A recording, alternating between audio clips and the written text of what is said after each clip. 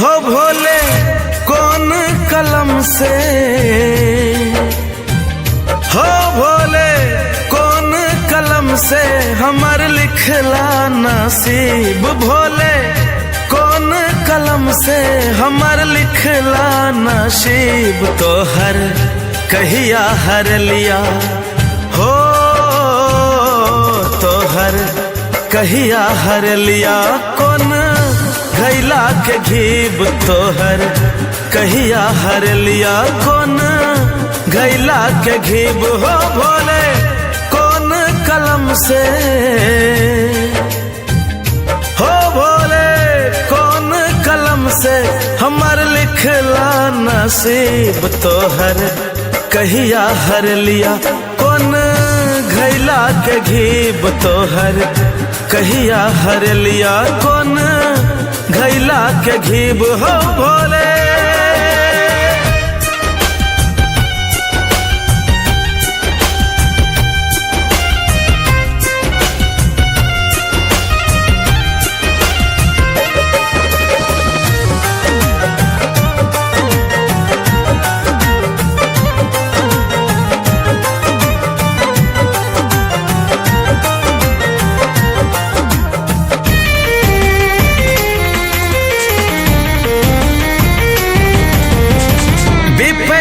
के भार कहिया करबा उबार हो।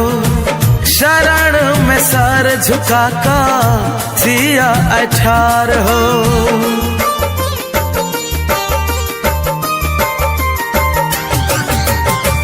विपत के भार कहिया करबा उबार हो। शरण में सर झुका का सिया अठार हो। भोले झरदानी हो भोले ओ झरदानी बैजू शंकर शिव। तोहर कहिया हर लिया कौन घैला के घीब। तोहर कहिया हर लिया कौन घैला के घीब। हो भोले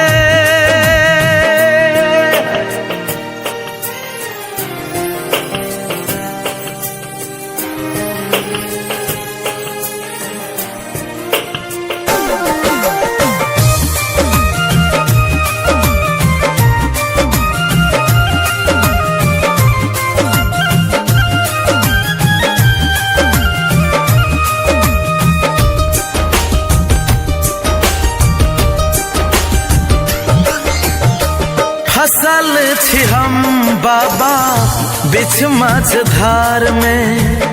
न जान पबलों की लिखल छे कपार में।